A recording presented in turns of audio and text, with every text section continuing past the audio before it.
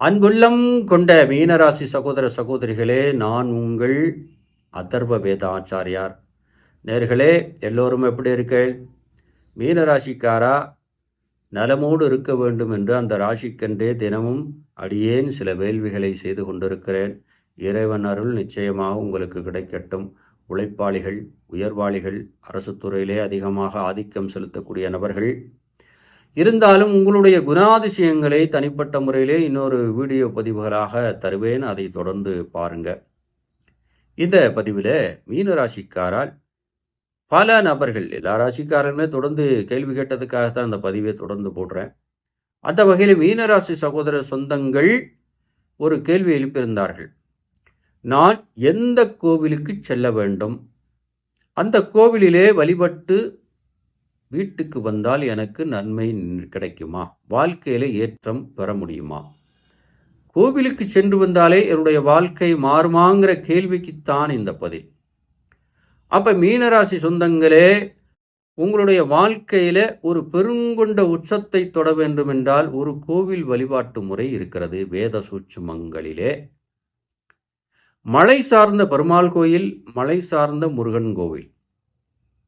அண்ணா புரிஞ்சுக்கிடணும் மீனராசி சகோதர சகோதரிகள், மலை சார்ந்த முருகன் கோவில் அல்லது மலை சார்ந்த பெருமாள் கோவில், இந்த 2 கோவிலுக்கும் நீங்க செல்லலாம். ஆனால் வேத சூட்சும விதிகளிலே சொல்லப்பட்ட நேரம் வேறு.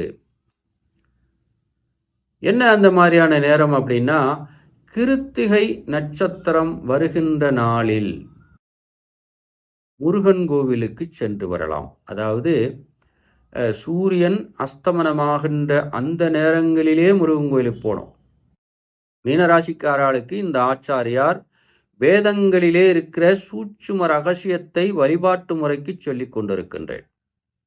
உங்கள் வாழ்க்கையில உச்சமடையணும், சங்கடங்கள் தீரணும், எதிரிகள் ஒழியணும், பணக்கஷ்டம் நீங்கணும், தொழிலிலே சங்கடத்தில் இருந்த நபர்கள், கூட்டாளிகளால போட்டிகளால வஞ்சிக்கப்பட்ட நபர்கள் விடுபட வேண்டும் அப்படின்னா வேள்விகள் செய்யலை, பரிகார முறைகள் செய்யலை, நைவேத்திய முறைகள் செய்யலை, இதுபோல பூஜா விதிகள் எல்லாம் செய்யாமல் நான் வழிபட்டு விட்டு வந்தாலே என்னுடைய வாழ்க்கையில இதுபோல கஷ்டங்கள் தீருமா அப்படிங்கிற கேள்விக்குத்தான் மீனராசி சொந்தங்களே இந்த பதிவு.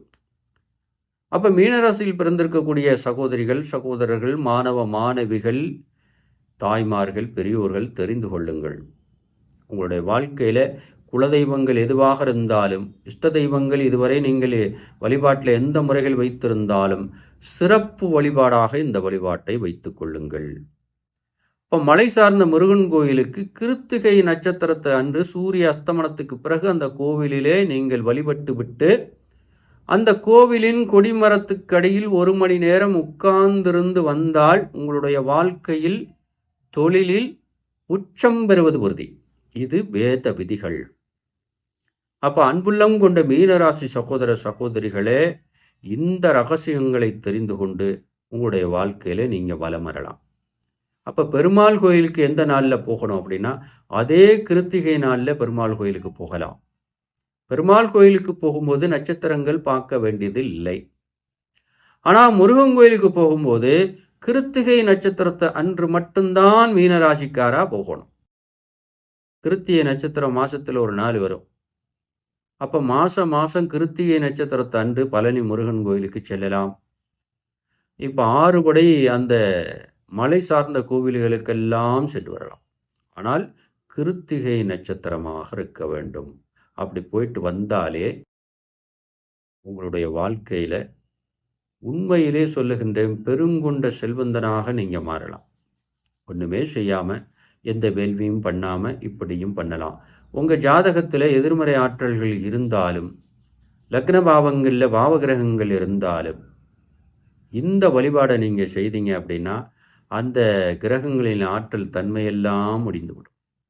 இது வேத சூட்சுமங்கள்ல இருக்கக்கூடிய ஒரு ரகசியமான விதி. அதைத்தான் உங்களோடு பகிர்கிறேன். அன்பு மீனராசி சொந்தங்களே, ஒன்றை மறுபடியும் சொல்லுகின்றேன்.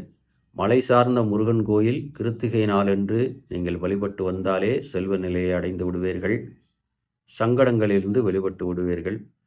அதே போல மலை சார்ந்த பெருமாள் கோயிலுக்கு சென்று வந்தாலும் உங்களுடைய வாழ்க்கையில் வசந்தங்கள் வந்துவிடும் என்று இந்த நேரத்திலே உங்களை அறிவுறுத்துகிறேன். இதுபோல நல்ல தகவல்களை உங்களுக்கு தொடர்ந்து கொண்டு வருவேன். அதுவரை நன்றி, வணக்கம் நண்பர்.